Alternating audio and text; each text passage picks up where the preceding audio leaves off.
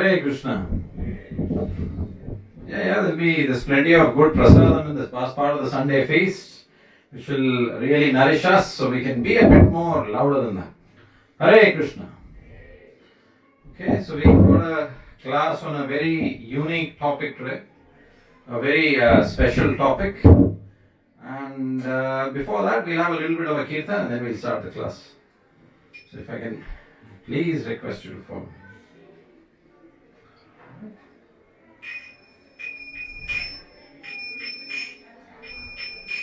Jaya Radha Madhava Kunja Bihari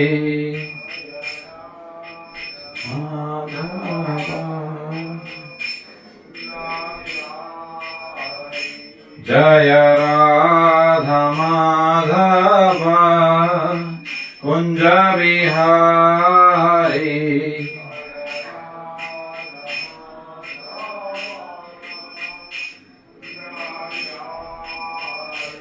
Jaya Gopi Jana Vallabha Girivaradhari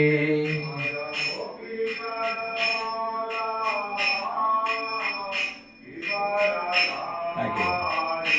Jaya Gopi Jana Vallabha Girivaradhari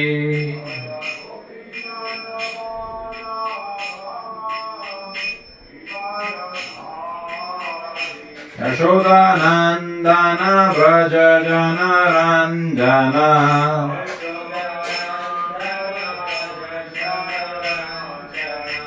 Yashodanandana Braja Jana Ranjana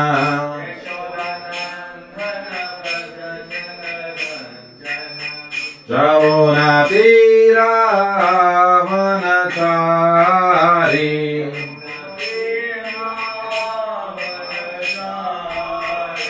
Jaya Radha Madhava Kunja Vihari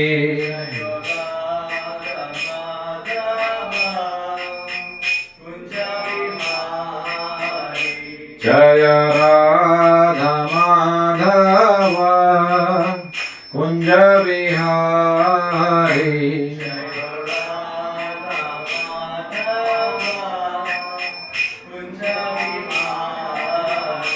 Hare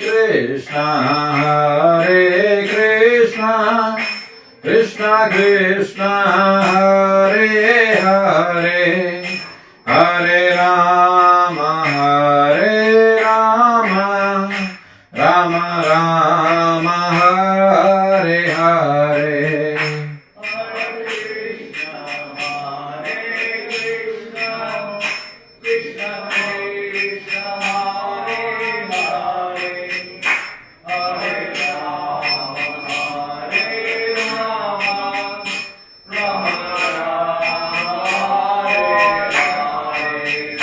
Hare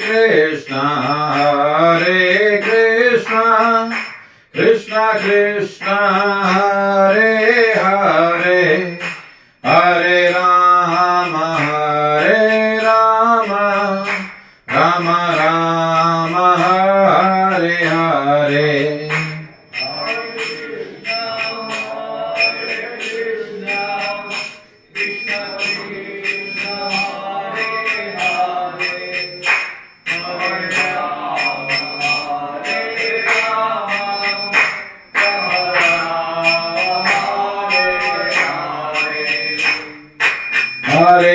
Hare Krishna, Krishna Krishna, Hare Hare, Hare Rama, Rama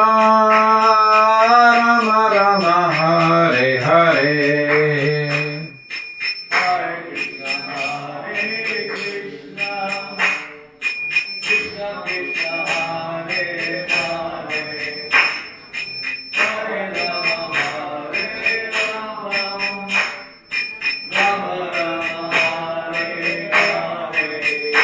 Jaya Gauranitai, Jaya Gauranitai, Gauranitai, Jaya Gauranitai.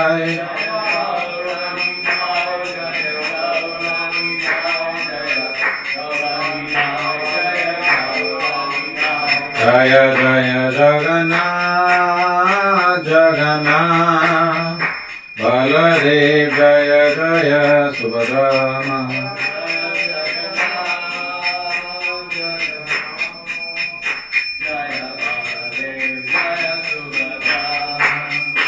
Jaya Radha Gopinath Radha Gopinath Shri Radhe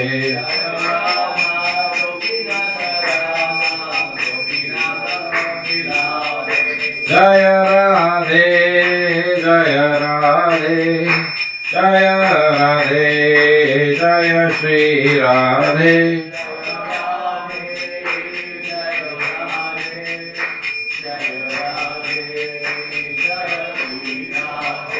Jaya Jaya Prabhupada Prabhupada Prabhupada Jaya Jaya Prabhupada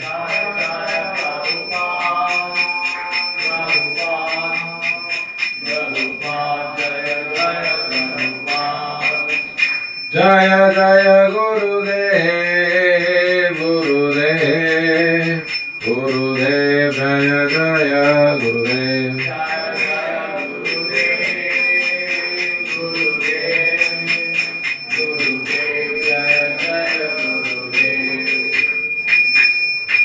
Okay, thank you.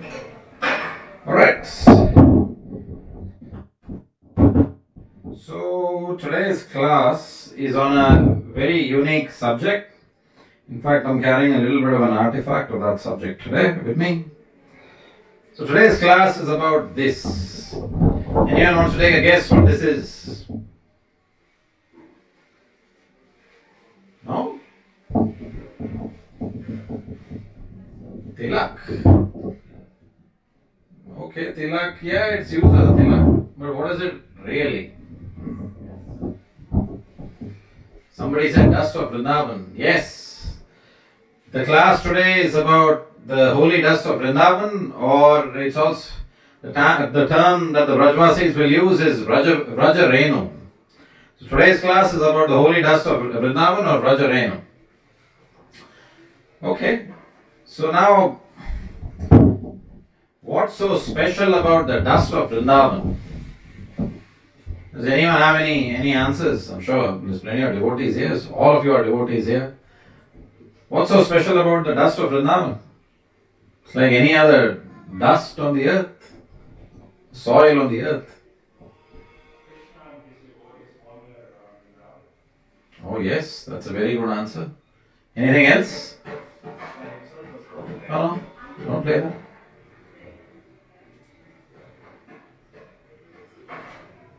Sorry? You were saying? Krishna himself was walked there. Yes, Krishna himself was walked there. Yeah, all very good answers. Now, according to the Shastra and specifically the Brajvasis in Vrindavan will tell you this as well. There are 5 personalities. How many of you here have gone to Vrindavan? A few. How many of you would like to go to Vrindavan? So you don't want to go? Okay, it's good. Yeah, I would say that especially, these days with social media and everything, we have a term, I want to get this, all these things are on my bucket list. So please have a trip to Vrindavan on your bucket list for sure. It will do you a world of good. And it will do you a world of God as well. So in Vrindavan, there are 5 personalities who can give you eternal residence there. Okay. Does anyone have a guess who these 5 personalities are? Okay, Tulsi Maharani, she is one of them, Vrinda Devi. Who else? Take a guess. Very good. Yamuna Devi and Vrinda Devi. 2 out of 5 done.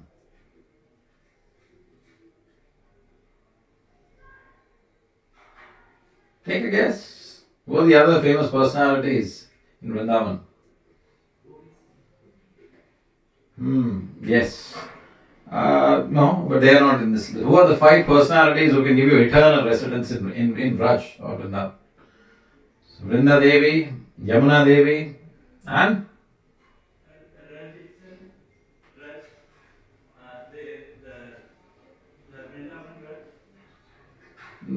close, but yeah, part of the answer. Okay, I'll give you one of them is the topic of this class. Okay, so one is Giriraj Govardhan, Govardhan Hill. Then, who is the protector of the Dham? Who guards Vrindavan? Who guards all the major Vaishnava Dhams? Yes, Gopeshwar Mahadev, Lord Shiva in the form of Gopeshwar Mahadev. So Giriraj Govardhan, Gopeshwar Mahadev. Then, as you pointed out, Vrinda Devi, as somebody else pointed out, Yamuna Devi. And then, last but certainly not least, Vraja Renu, or the dust of Vrindavan. These are the 5 personalities who can give you eternal residence in Vrindavan. So what is so special about like we said, about the Vraja Renu? You know, some of you answered, it has the footprints of Krishna, Balram, Radharani, the gopis themselves, all the other great Vaishnava acharyas, everyone has their footprints are on the dust of Vrindavan. So that makes it very, very special. But then the Shastras also reveal to us that it is not any ordinary dust. The dust of Vrindavan, even in this material world, is like Chintamani stones. Chintamani stones are stones in the spiritual world. You know, in Europe they'll call them philosopher's stones. Or they are stones which are wish fulfilling and can grant any desire. In fact, in the Srimad Bhagavatam, 10th canto, chapter 68, verse 37, it says that the dust of Krishna's lotus feet, which is the source of all holiness for all places of pilgrimage, is worshipped by all the great demigods. The principal deities of all planets are engaged in his service, and they consider themselves most fortunate to take the dust of the lotus feet of Krishna on their crowns. Great demigods like Lord Brahma and Lord Shiva, and even the goddess of fortune, Lakshmi Devi, eternally worship to have access to that dust and are simply part and parcels of his spiritual identity. So this is even this dust is a source of holiness for all the places of pilgrimage. Is a source of great hankering for all the demigods in this universe. Now, Srila Prabhupada, in one of his morning walks in 1975, 17th April to be the exact date, when I was researching this class, Prabhupada said that if you want something from ordinary dust, you won't get it because it's a material, it's commodity. If you go around the dust of Sydney and have a desire in your heart, you're not going to get anything from it. But the dust of Vrindavan, even from the dust of Vrindavan, if you want something, Prabhupada says it will deliver it immediately for you in the service of Radha and Krishna. Immediately. So if you have any desire, the next time you go to Vrindavan, you can seek it from the dust of Vrindavan. There is a very famous poet in Vrindavan to the Brajvasis, his name is Ramdas. He says that as the sun and the moon complete the cycle of day and night, as fire and water complete the nature of this world, in the same way the dust of Vrindavan and the dark waters of the Yamuna river bring to the completion the cycle of birth and death and ignite pure love of Krishna. Now, has anyone here heard of the book Upadesh Amrit or Nectar of Instruction? One few. Okay, who's written the Nectar of Instruction? Which Goswami? Yes? No. Prabhupada translated it for us. But yeah, Srila Rupa Goswami wrote the Upadesh Amrit or Nectar of Instruction. And then there's a verse. How many here have read the Nectar of Instruction? Okay, so there's a verse in it which ultimately comes to its end, where Rupa Goswami describes all the holy places on the earth and which one is the most important out of all of them. And then he qualifies amongst these important ones, this is the more important. In that area, this is most important. And in the end, he lands on, the Radha Kund as being the fulcrum or the center of the spiritual universe. So similarly, Rupa Goswami, the same great author of the Nectar of Instruction, there's another Vrindavan Brajvasi book called the Chitta Darshan, in which Srila Rupa Goswami quotes a similar verse. And in that verse he says that on this earth planet, the best place is Bharatvarsh. In Bharatvarsh, the best district is Mathura Puri or Mathura. In Mathura Puri, the best place is the Vrindavan forest. In the Vrindavan forest, the best place is along the shore of the Yamuna river. On the shore of the Yamuna, the best place is the arena of the Rasa dance. And the Rasa dance arena is filled with the dust that is touched by the 2 feet of Lord Krishna, the lover of the gopis. And hence it is the most important place. And then, say indirectly, he is saying that the Rasa arena dance is most important because it has the dust of the lotus feet of Lord Krishna and the gopis. So again he is explaining the importance of Rajarenu, or the dust of the lotus feet of Lord Krishna. And the great sage Narad worships the particles of dust with all his heart. So then, and generally it is recommended in Vaishnava circles that when one goes to Vrindavan, you should do something on the dust of Vrindavan. What should one do? Can you be a bit louder? Yes.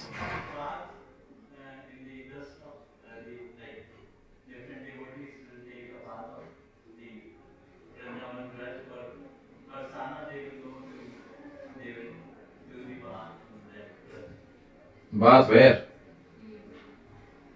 Yes, but what about the dust? This house is about the dust. Yes.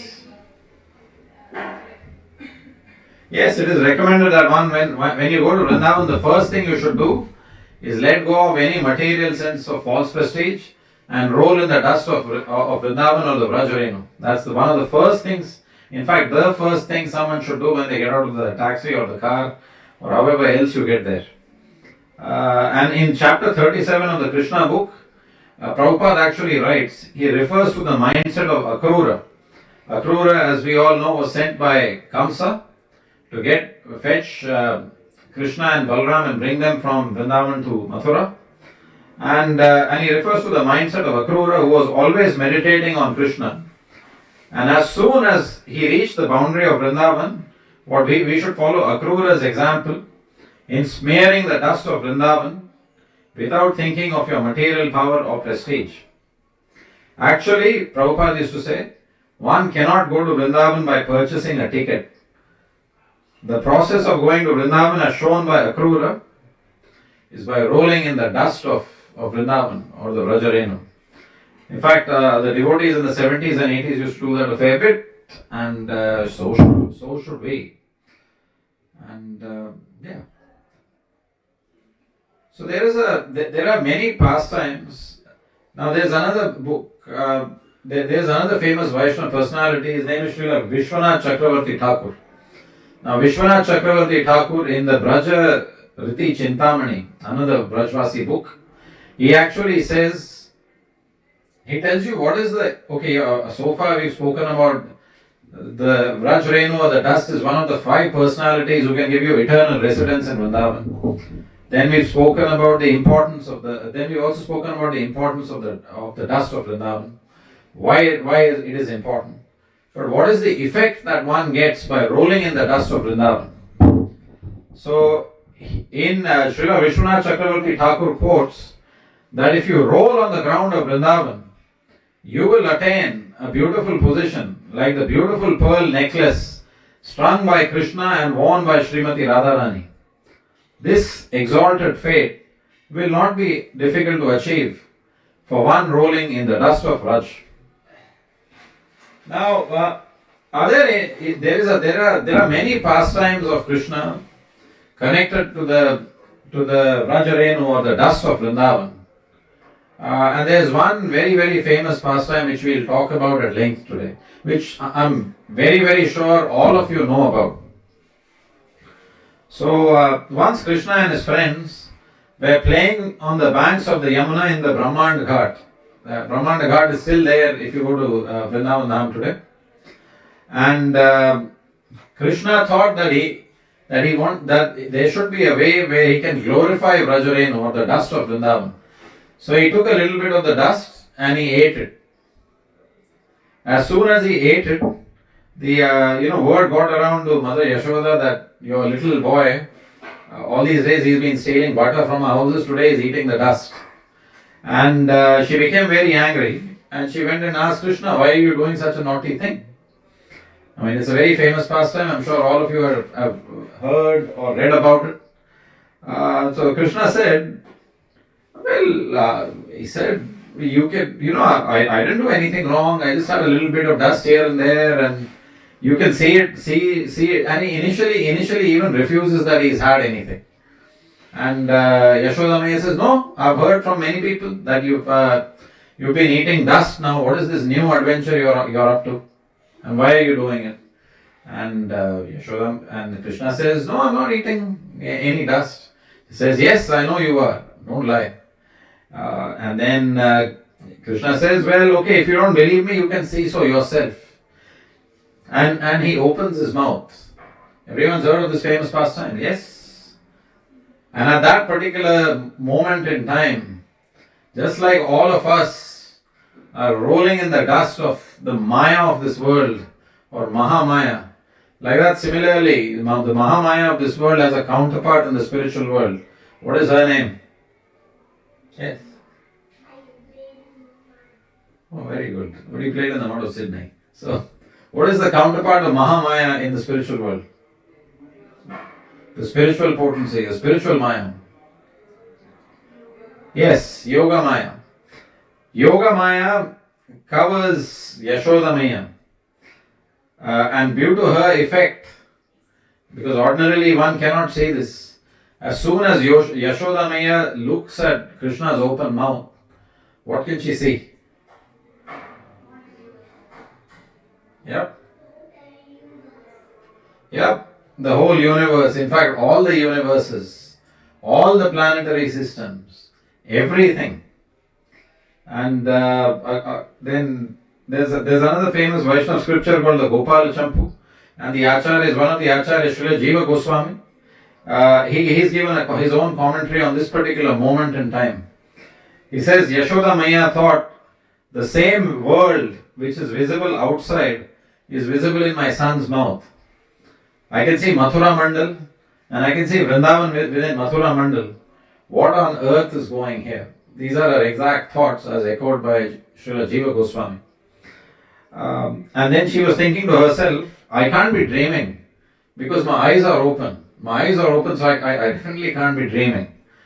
But neither can this cannot even be an illusion of the demigods. Because I'm too insignificant. Yashoda Maya is thinking, this couldn't be I'm not dreaming, so this is real. But this can't be real also. And this can't be an illusion of the demigods because I'm just a simple milkmaid lady here. I'm too insignificant for them to bother with. And then she starts to think. She casts her mind back to when Krishna first meets the astrologer of Vraja. What's the name of the astrologer of Vraja? Who's the astrologer who looks at Krishna's horoscope? Yes. She says, did whatever Garga Muni say that day? And what does Garga Muni tell Yashoda Maya and Nand Maharaj about Krishna?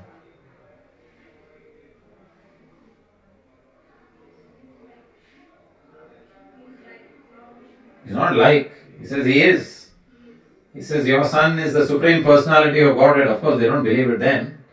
Or actually, maybe they do. Yashoda Maya is a bit skeptical of that statement. And she says, so that day what Garga Muni said, that my son is the Supreme Personality of Godhead, is that really true?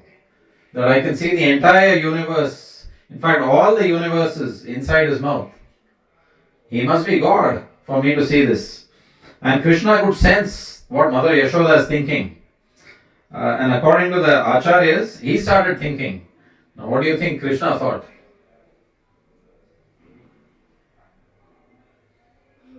It's pretty complex. He's showing you the whole universe. Yashoda Maya is starting to think this is Krishna, he's God. So what do you think Krishna thought?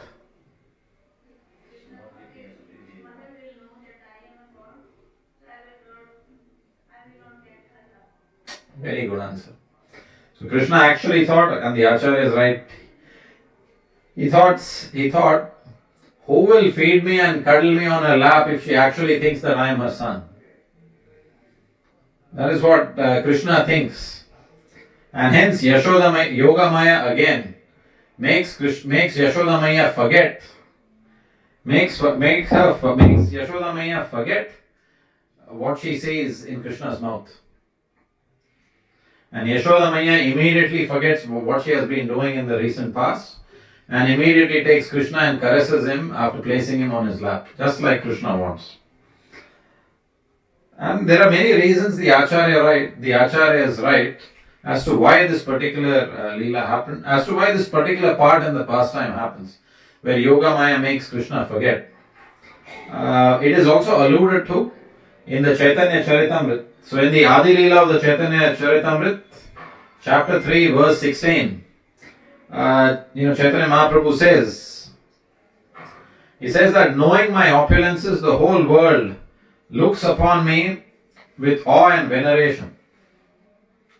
But devotion made feeble by such reverence does not attract me. So Krishna did not want that anyone that all the Vrajvasis, he didn't want any one of them to think that he is God. Otherwise they would offer him a lot of respect and worship him with awe and reverence. He wanted to have a very, very natural relationship with him where they just think he is just any other ordinary Vrajvasi, just like all of them. And the Acharyas say that because of this pastime proves that Mother Yashoda is especially favored by the Lord. Specially favored by the Lord. And she is not only specially favored by the Lord, but she is the topmost devotee in Vatsalya Bhav. What is Vatsalya Bhav? Not his mother. What is Vatsalya Bhav? Half the answer.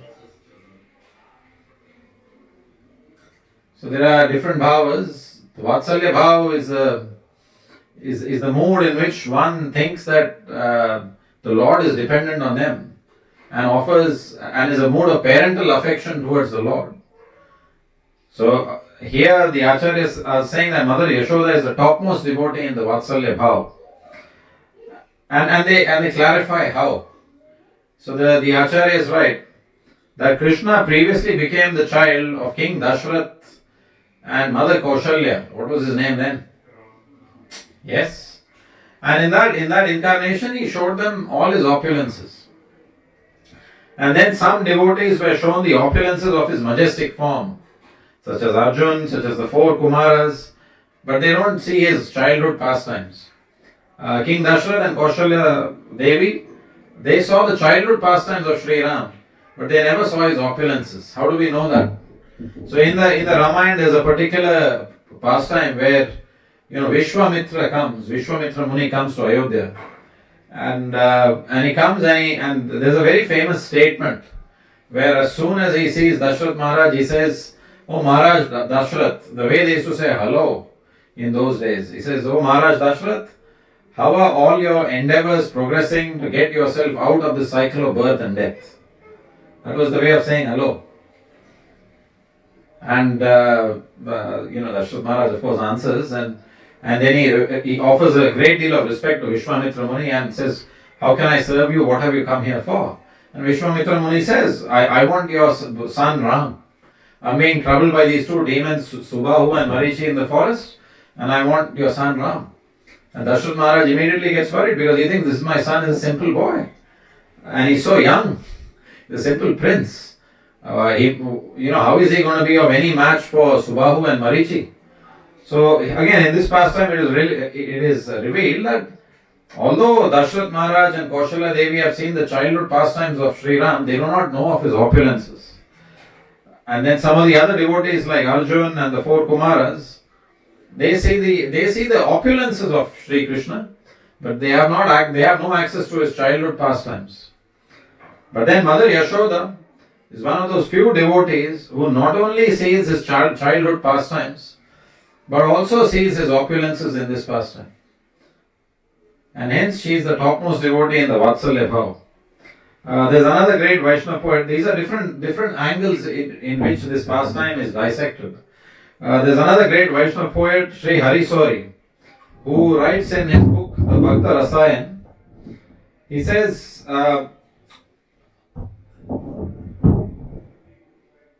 who him gives pleasure as a child, he did not give pleasure through his opulence.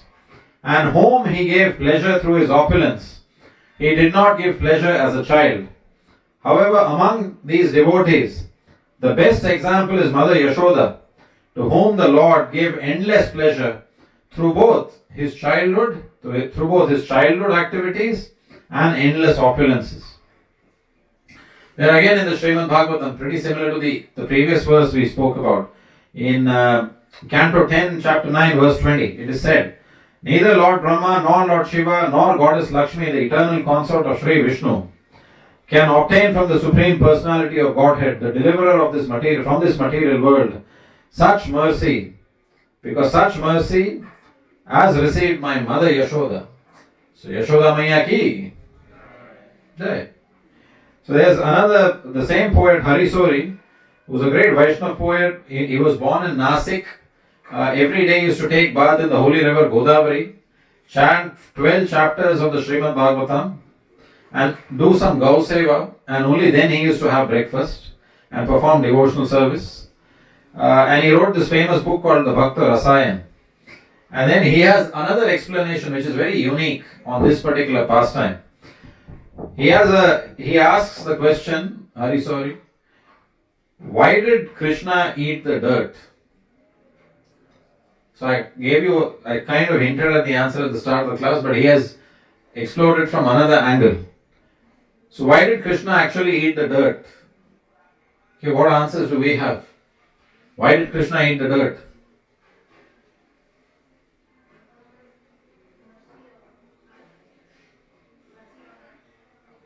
So, no, not quite. So why did Krishna eat the dirt? Yes, Prabhu.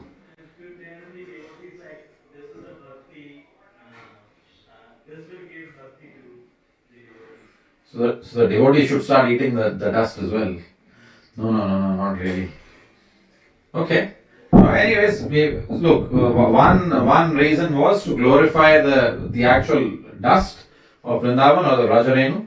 But then Harisori Prabhu, he has a very unique explanation for why Krishna ate this dirt. And quite honestly, that was a trick question because I don't think any one of us would have known this. So Krishna actually thinks at this particular point in time that when I came as Parshuram, I snatched the earth from the Kshatriyas. So what did Lord Parshuram do? He basically destroys the Kshatriya clan 21 times to avenge the death of his father, Jamadagni. So he says that when I came as Parshuram, I snatched the earth from the Kshatriyas and I gifted it to the Brahmanas, who are also known as the Dvijas. What does Dvija mean? Twice born. Do we know why Brahmanas are called Dvijas and how are they twice born?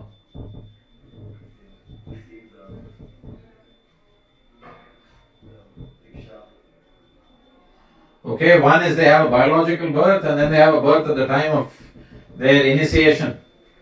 So that is why Brahmanas are known as twice born. So here it is said that Krishna thinks that when I came as Parshuram, I snatched the earth from the Kshatriyas and gifted it to the Dvijas, or the twice born. Now this is a very nice play of words, where Krishna is saying, this time also I will do it again and I'll gift this earth to the Dvijas.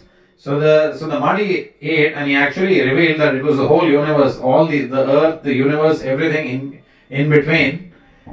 Dvija is also a word in Sanskrit for your teeth. And one would ask, how is the teeth called Dvija? And the explanation from Sri Harisori Prabhu is because the teeth are also twice born. So first you have your milk teeth and then you have your strong teeth. So Krishna thought, okay, I will snatch the earth as a gift and gift it to the Dvijas, which is his teeth. And then he gives another explanation as well. The devotees of Krishna in all the planetary systems, especially the demigods in the heavens, started thinking that the dust of Vraja has touched the feet of the gopis. So the Vrindavan dust, Vrajarenu dust, has touched the feet of the gopis. It has touched the hooves of the cows in Vrindavan. And it is desired by all of us in heaven. It is not achievable. Can someone please get the door? It's not achievable by the unsaintly demons, and it is meditated upon by all the yogis. Okay, so what is Sri Hariswari Prabhu saying? So that the devotees of Krishna are saying that in the other planetary systems are thinking that the dust of Vraja has touched the feet of the gopis. It has touched the hooves of the cows of Vrindavan. It is desired by everybody in heaven. It is not achievable by the unsaintly demons, and it's meditated by all the yogis. But how can we devotees who have not taken birth on the earth from the higher planetary systems achieve the good fortune of getting that dust of Vrajarenu, that Vrajarenu? And then meditating thus, the Supreme Personality of Godhead ate that dust so that it could reach these devotees even in the higher planets. So this dust, how does that happen?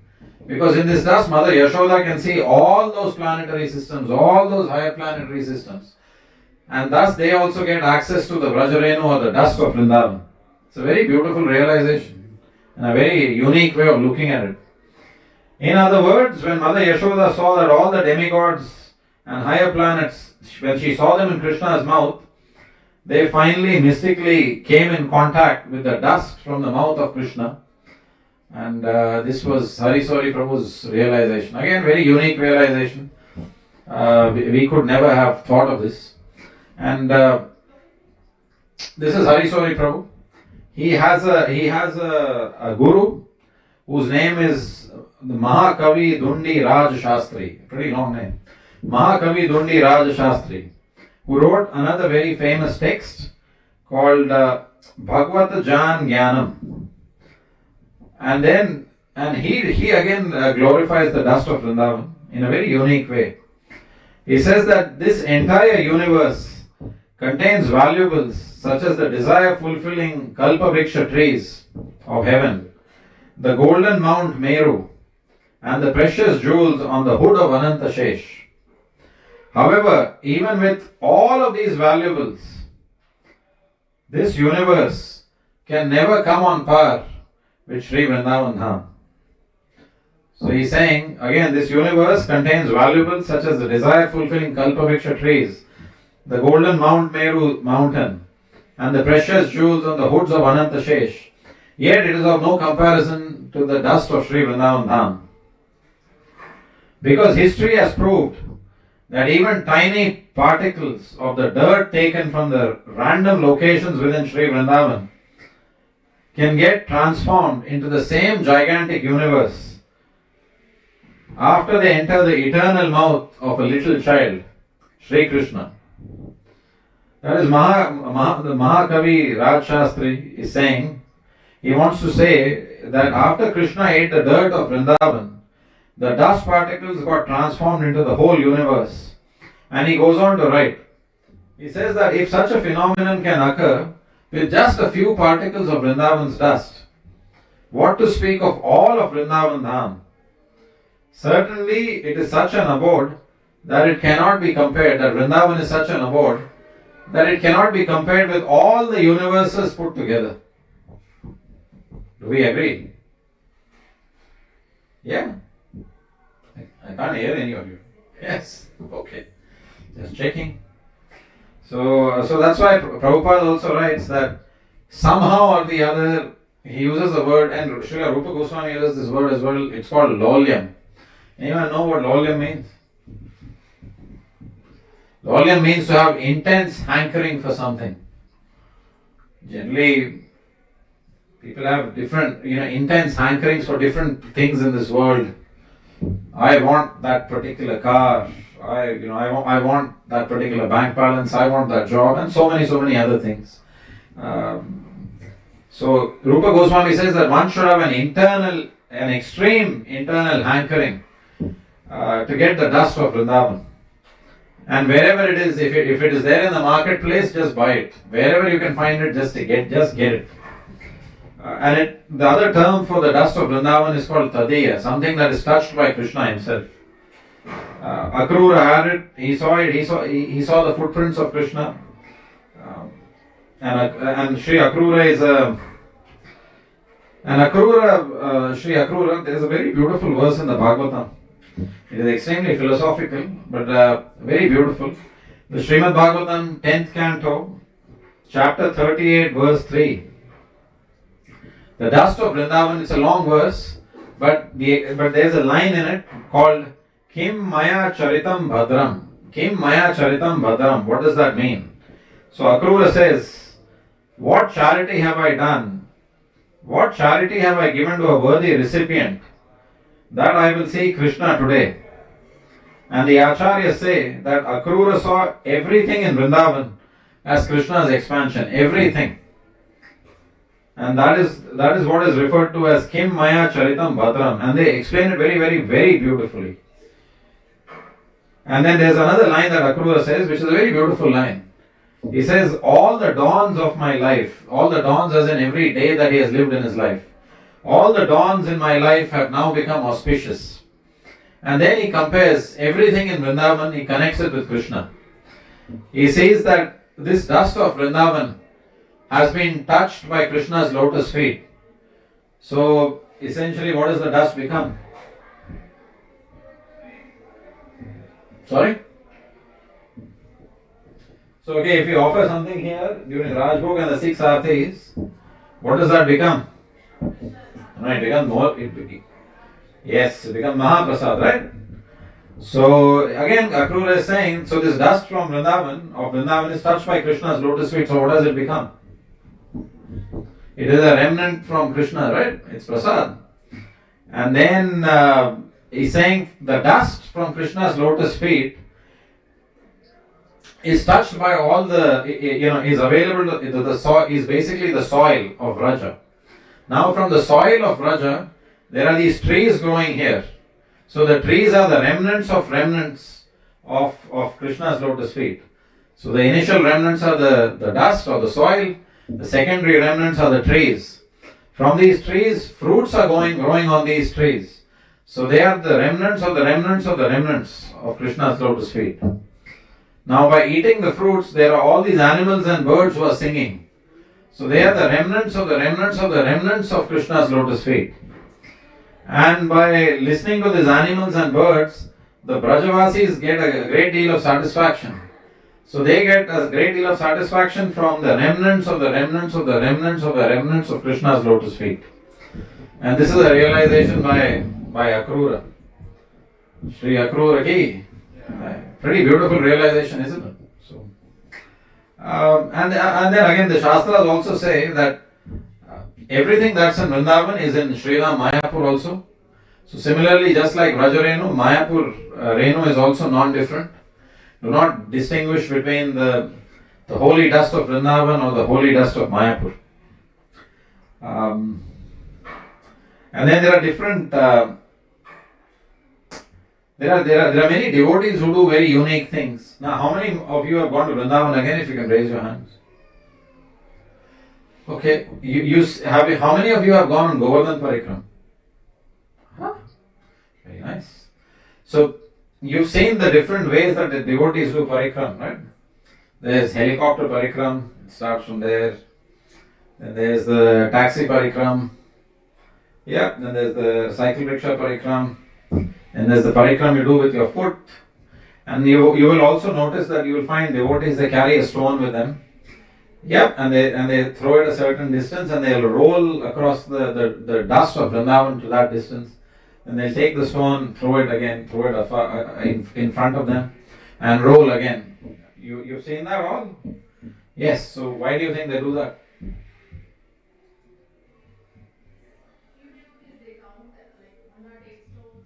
Yes. Why do you think they roll? They can even crawl, they can even walk. They are rolling in the dust of Vrindavan or Vrajarenu, and that is how they, and they are, beseeching Krishna to accept that as their offering. Yes, and their entire body is covered by the remnants of Krishna's lotus feet. Now there is another very, very famous Vaishnav Acharya in Vrindavan. His name was Sri Raghav Das. He was actually an associate of Chaitanya Mahaprabhu. And he lived in a cave in Govardhan Hill, next to Govardhan Hill. And what he used to do is every day he used to wake up and take a bath in the Yamuna. And after taking a bath in the Yamuna, he used to roll in the dust of Vrindavan. Now there's something very unique here. Ordinarily in the material world, firstly we don't roll in the dust of anywhere. But if we end up rolling in the dust or we go out and we are covered with dust, most of these days, in most modern city, if you roam around for a certain while, with the pollution in this world, you'll be covered by the dust of the place. And what is the thing that you do when you come home? You take a bath. So you first roll in the dust of that non-holy place, and then you come and take a bath. But here, Pandit Raghav Das is doing the exact opposite. Every morning he used to first take a bath in the Yamuna river so that he is qualified to then roll in the dust of Vrindavan. So this is another way to look at the glories of Vrajarenu. There's a saying in Vaishnav circles that eloquence is truth spoken concisely, and this is such an action.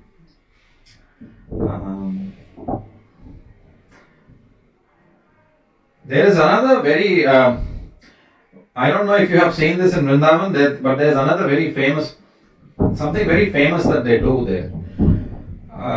It's very unique to Vrindavan. They have an old custom.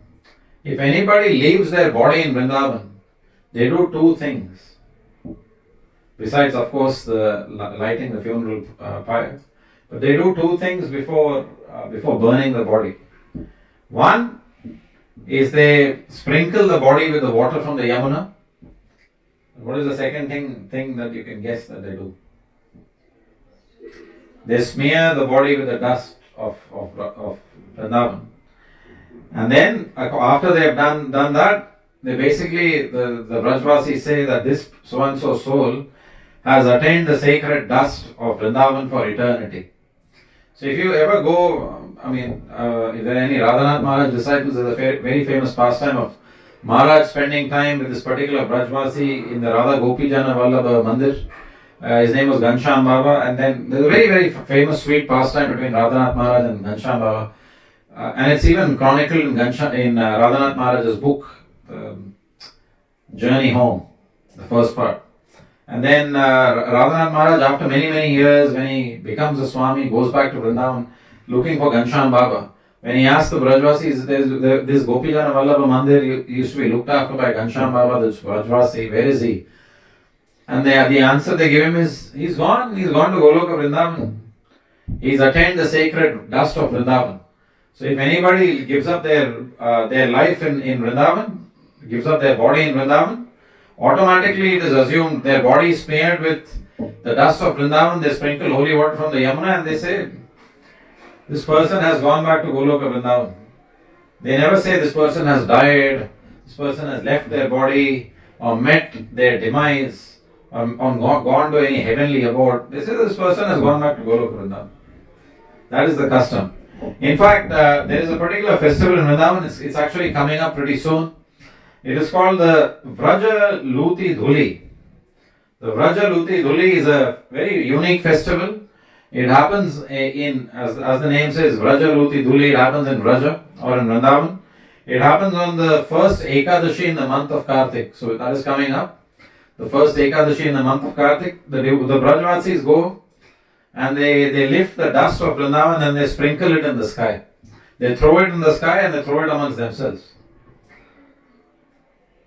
It's a pretty unique festival where they just they throw it at each other and the sky effectively becomes a rain of dust. And after that they They do a parikrama of the Govardhan hill and take bath in the Yamuna river. They take bath in the Yamuna river, Shamkund and Radhakund. So, well, there's a lot more that we can say about the dust of Vrindavan, and there are a couple of more pastimes, but I think we'll run short of time. So we'll end this class with a very short prayer. It's a prayer from the Srimad Bhagavatam. It's in one verse. It's a very short prayer. Like we said, eloquence is truth spoken concisely. It's again from the 10th canto of the Srimad Bhagavatam, chapter 16, verse 36. And it is spoken by a bunch of Matajis who say, so who are the bunch of Matajis in the 10th canto who actually request Krishna very intensely in their prayer? Anyone knows? Not in the 10th canto. A bunch of Matajis. Good guess, but not that. Sorry? Oh, the princesses that Krishna serves. No. I'll give you a clue. They are Brajvasis. Oh, they were Brajvasis at the time.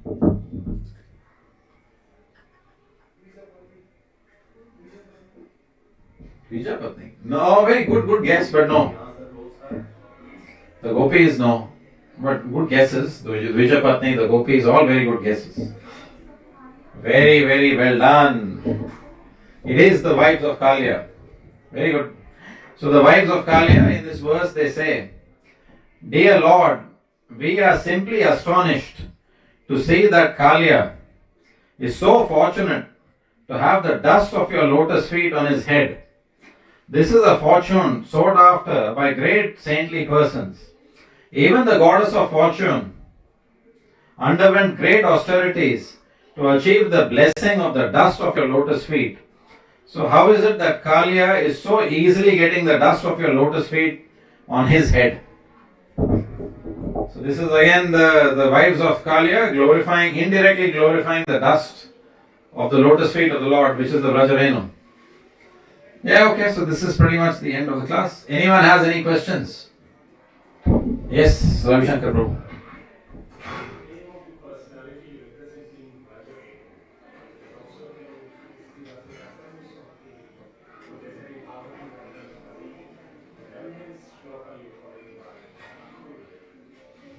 Yeah. The Bhagavatam shloka is in the 10th canto, chapter 38, verse 3.